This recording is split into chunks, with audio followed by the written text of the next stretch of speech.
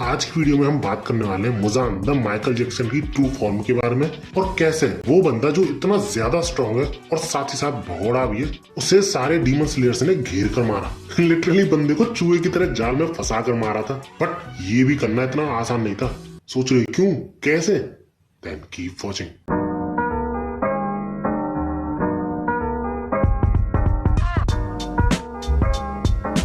तो यार infinity castle arc की शुरुआत में ही हम ये देखते हैं कि मुजान, जैसे कि सारे डीमन स्लेयर्स इतने सालों से ढूंढ रहे थे लेकिन आज तक ढूंढ नहीं पाए थे, उनके लीडर यानी उबुया शिकी के सामने आके खड़ा हो जाता। और क्योंकि उबुया शिकी के परिवार में जितने भी लोग पैदा हुए हैं उनकी फोरसाइट काफी अच्छी थी, यानी फ्यूचर को काफी हद तक वो प्रिडिक्ट भी कर सकते थे, तो वो जानता था कि मुजान से उसकी मुलाकात जल्दी ही होगी। अब इसी दौरान उनके बीच काफी सारी बातें होती हैं जिस वजह से हमें काफी सारी चीजें पता चलती हैं, जिनमें से सबसे इम्पोर्टेंट ये थी कि मुजान उसी फैमिली से बिलोंग करता है जिस फैमिली से ये लीडर बिलोंग करता है। और यही रीजन है कि उबुया शिकी के family members generation to generation मुजान के पीछे पड़े हुए हैं, उसे खत्म करने के पीछे पड़े हुए हैं, क्योंकि भैया उन्होंने ही ऐसे हैवान को पैदा किया है तो उन्हें ही खत्म करना होगा ना, उन्हीं की जिम्मेदारी बनती है, ऐसा एटलीस्ट वो मानते थे। And at the end of this talk Muzan अपना इंटेंशन साफ क्लियर कर देता है कि वो नेजुको को ढूंढ ही लेगा कभी ना कभी, और एक बार वो उसके हाथ लग गई तो उसे रोकने वाला कोई भी नहीं होगा। और जब मुजान डीमन स्लेयर के लीडर्स को मारने ही वाला होता है तभी हम देखते हैं कि सारे हशीरास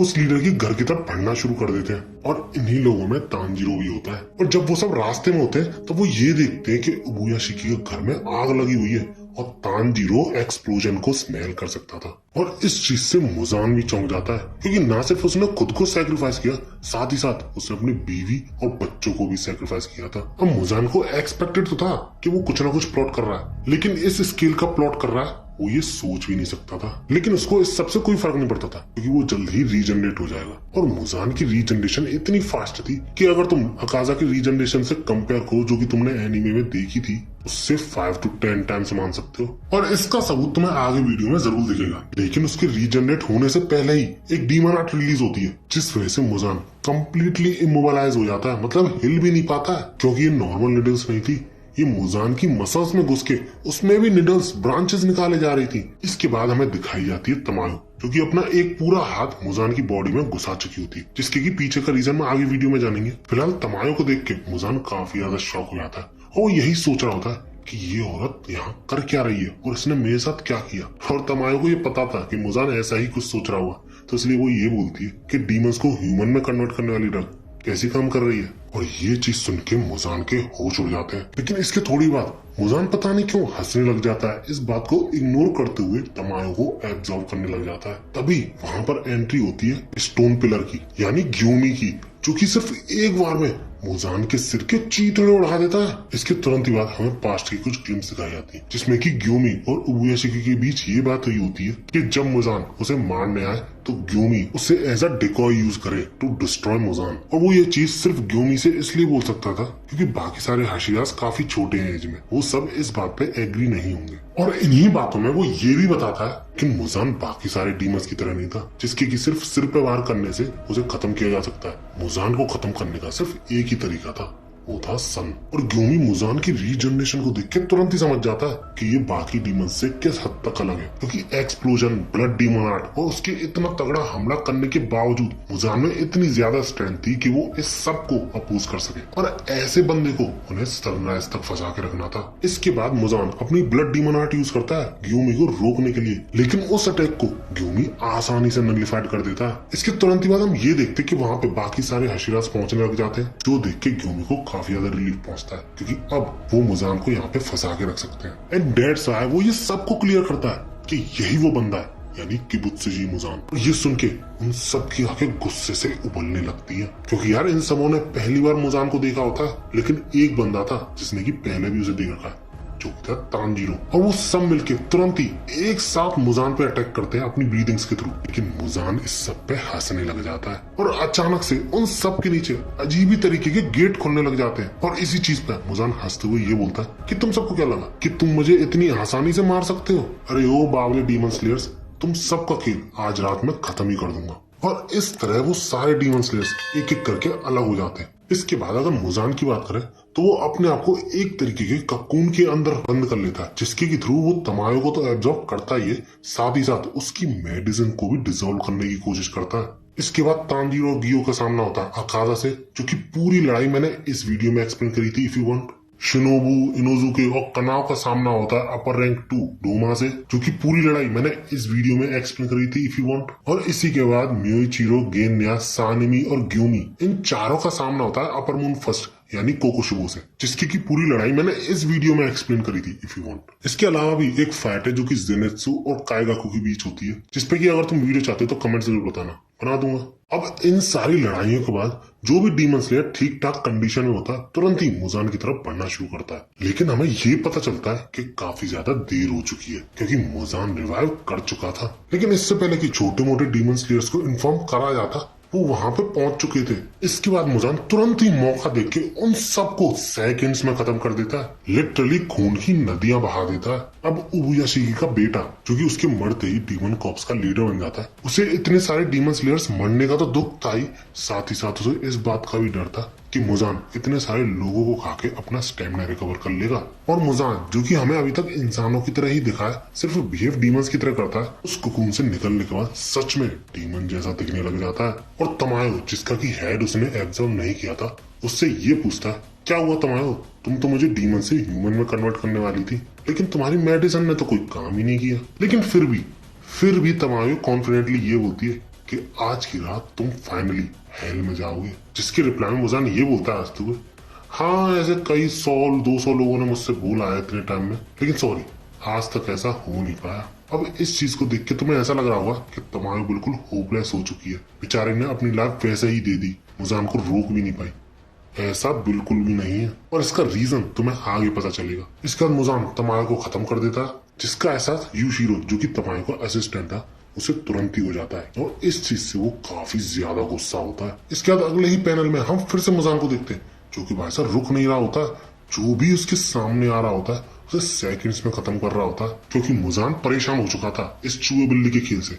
तो वो ये डिसाइड करता है कि आज की रात वो डीमन स्लेयर्स को खत्म ही कर देगा पूरी तरह। इसके बाद सारे प्लेयर्स को ये इन्फॉर्म करा जाता है कि मुजान रिवाइव हो चुका है, जल्दी से जल्दी उसकी तरफ पहुंचे। जो सुन के मिस्ट्री और ओगनाई काफी ज्यादा बुरा फील कर रहे होते हैं, क्योंकि उनको नागी ने अपनी ब्लड डीमन आर्ट के थ्रू फंसा रखा था, क्योंकि ना तो वो उससे लड़ पा रहे थे, ना वो वहां से निकल पा रहे थे। और वहीं दूसरी तरफ कितने सारे डीमन स्लेयर्स और हशीराज ने अपनी जान तक दे दी, जिस वजह से वो यही सोच रहे होते कि क्या इस डीमन को छोड़ के जाना सही रहेगा। लेकिन इसके तुरंत ही बाद मित्सुरी के पीछे से एक हाथ आता है और उसे खींचता है, जिसके अगले ही सीन में हमें मुजान दिखाया जाता है, जिसकी की अगल बगल चारों तरफ लाशें बिछी होती है। और सबसे पहले उसका सामना करने पहुंचते हैं तांजीरो और गियू, और मुजान का चेहरा देखते ही तांजीरो को अपना पास्ट याद आने लग जाता है कि इस आदमी की वजह से उसे क्या कुछ नहीं खोना पड़ा, अपनी फैमिली, अपने दोस्त, जिस वजह से बंदे का गुस्सा चरम सीमा पे पहुंच जाता है। और तुम इसकी आगे देख के बता सकते हो कि ये सानिमी जैसी लग रही है, जिससे ये क्लियर हो जाता है कि सानिमी भी हमेशा गुस्से में रहता है। लेकिन गियू तांजीरो से शांत होने की बोलता है, लेकिन बंदा खुद गुस्से में होता है, क्योंकि उसने भी बहुत कुछ खोया मुजान की वजह से। इसके बाद मुजान उन्हें देख के बड़े काल्मली बोलता है, क्या यार परेशान हो चुका हूँ मैं तुम सबसे, हमेशा मेरे पीछे लगे रहते हो, तुम्हें तो शुक्रगुजार होना चाहिए कि कम से कम तुम तो जिंदा हो। और ये सारी चीजें सुन के तांजीरो गियू कम्प्लीटली ब्लैंक कि यार ये बंदा बोल क्या रहा है। इसी के बाद मुजान अपनी बात कंटिन्यू करते हुए ये बोलता है कि हाँ तुम्हारी पूरी फैमिलीज मर गई, तो उसमें प्रॉब्लम क्या है, तुम खुद को लकी समझो और नॉर्मल लाइफ जियो। जिस पे तांजीरो और भी ज्यादा शौक कि भैया तुम बोल क्या रहे हो, तुम्हें पता भी है। जिसका रिप्लाई देते हुए मुजान ये बोलता है कि तुम मुझे एक ग्रेट कैलेमिटी की तरह समझो, just like volcano eruptions, earthquakes, ये सारे जो नेचुरल डिजास्टर्स हैं, इनके अगेंस्ट में कोई रिवेंज लेता है, सेम इन्हीं की तरह तुम मुझे समझो, क्योंकि ये सब और मैं कितने भी ह्यूमंस को मारे, तुम ह्यूमंस को तो वापस ला नहीं सकते,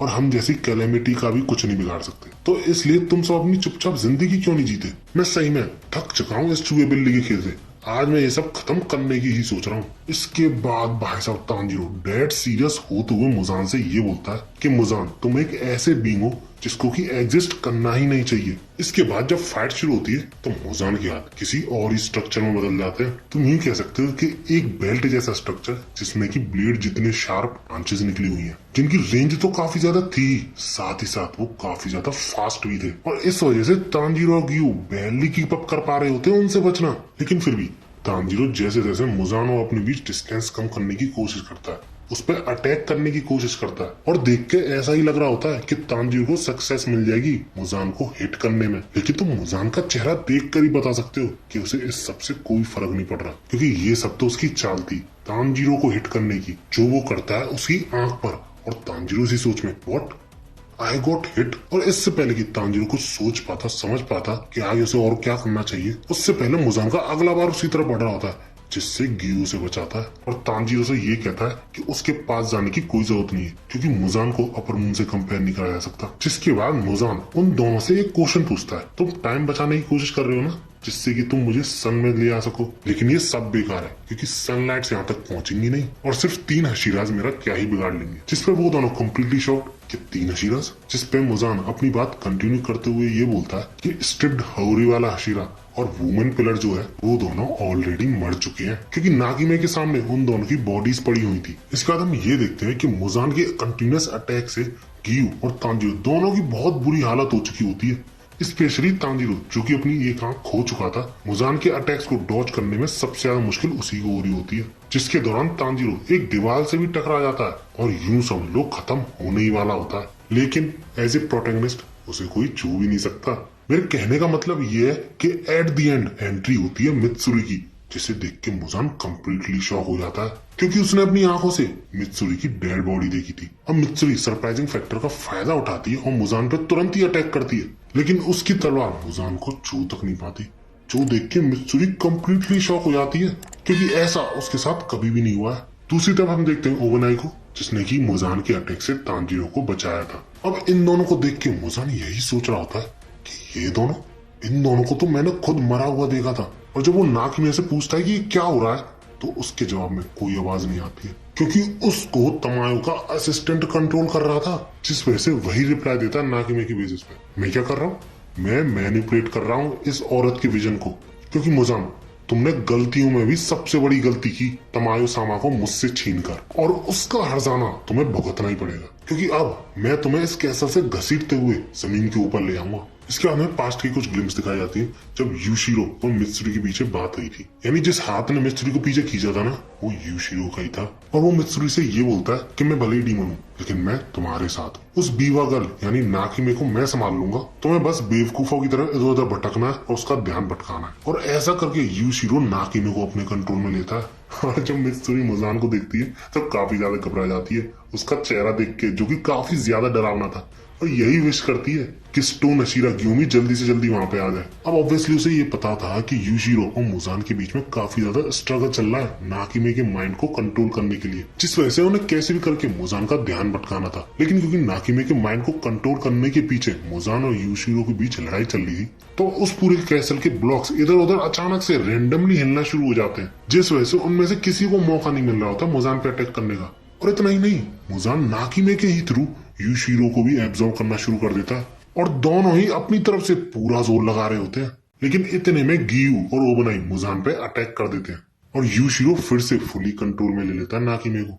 लेकिन यार इस सब के बाद मुजान को कोई और रास्ता ना दिखने पर वो नाकिमे को ही डिस्ट्रॉय कर देता है। लेकिन यूशिरो जैसे तैसे थोड़े बहुत सेल जो नाकिमे के ठीक ठाक थे उनको यूज करके मुजान और बाकी सारे डीमन स्लेयर्स को ग्राउंड के ऊपर ले आने की पूरी कोशिश करता है। और मुजान के इसी फाइट के दौरान वो सब ये फील कर पाते हैं कि ये पूरी बिल्डिंग्स ऊपर जाने लगी अचानक से, जिस वजह से उनका ध्यान भटकता है और मुजान मित्सुरी पे हमला करता है और ऑलमोस्ट उसका अटैक काम कर चुका होता है। लेकिन तांजीरो और ओबनाई की कोशिश से वो बच जाती है और इस तरीके से उस कासल की वो बिल्डिंग जो थी वो जमीन फाड़ के बाहर निकलती है और साथ ही साथ उन लोगों को भी बाहर निकाल लेती है। इसके तुरंत ही बाद हमें डीमन स्लेयर हेडक्वार्टर का सीन दिखाया जाता है, जहां पर कि वो लीडर जब ये पूछता है कि सनराइज होने में कितना टाइम है, तो उसे ये बताया जाता है कि अभी भी 1.5 आवर बचा है। और ये सुन के वो बड़ा ही टेंशन में पहुंच जाता है, क्योंकि 1.5 आवर रोकना वो भी मुजान को इस फॉर्म में इम्पॉसिबल सा ही था।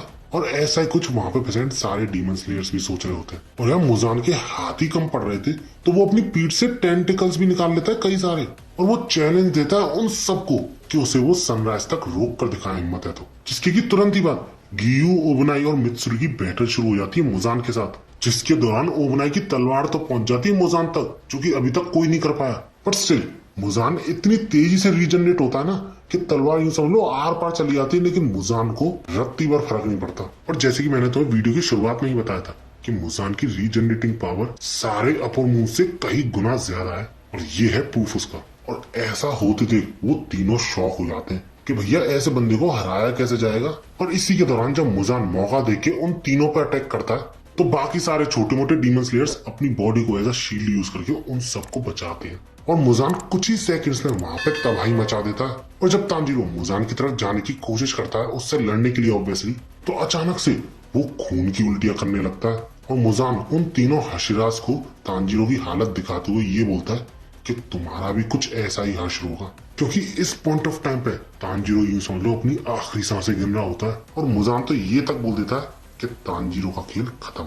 इसके अगले ही सीन में हमें नेजुको दिखाई जाती है जिसे कि उसका डैड जो मर चुका था सपने में उसे जगाने की कोशिश कर रहा होता है क्योंकि तांजीरो खतरे में था। जिसके तुरंत ही बाद नेजुको नींद से जग जाती है और अचानक से दौड़ना शुरू कर देती है और ये देख के वहां पे प्रेजेंट सारे लोग चौंक जाते हैं। लेकिन नेजुको के इस एक्शन पे डीमन स्लेयर का जो इस वक्त करंट लीडर था वो बड़ा कंफ्यूज कि क्या मुजान उसे मैनिपुलेट कर रहा है कि क्या वो डीमन से इंसान बनी है। लेकिन जो भी सही वो ऑर्डर देने ही वाला होता है कि नेजुको को रोक कर पकड़ के वापस लाओ। लेकिन तभी उसके पीछे से एक हाथ और एक आवाज आती है जो कि ये बोल रही होती है कि नेजुको को जाने दो, सब कुछ सही होगा।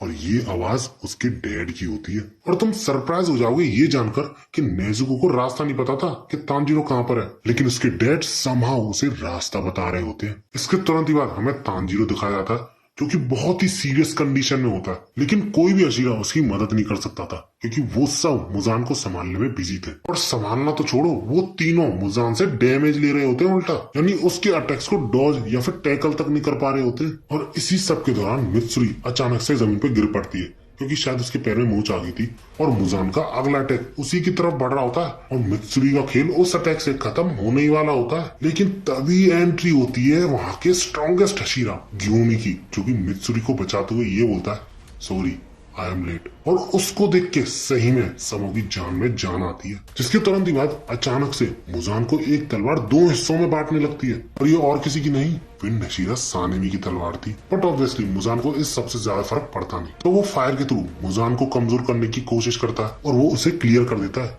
कि वो मुजान को छोड़ेगा नहीं, चाहे उसे कोई भी तरीका अपनाना पड़े। इसके बाद गियू एक डीमन स्लेयर को जो कि उसके साथ का ही था तांजीरो को बचाने का ऑर्डर देता है क्योंकि तांजीरो की हालत काफी ज्यादा बुरी थी, लिटरली खून की उल्टियों पे उल्टियां करे जा रहा था वो। अब कैसे तांजीरो सही होगा और मुजान को ऐसी स्टेट में कौन और कैसे हराएगा जानेंगे अगली वीडियो में। अरे देवा, ये गड़बड़ है बाबा।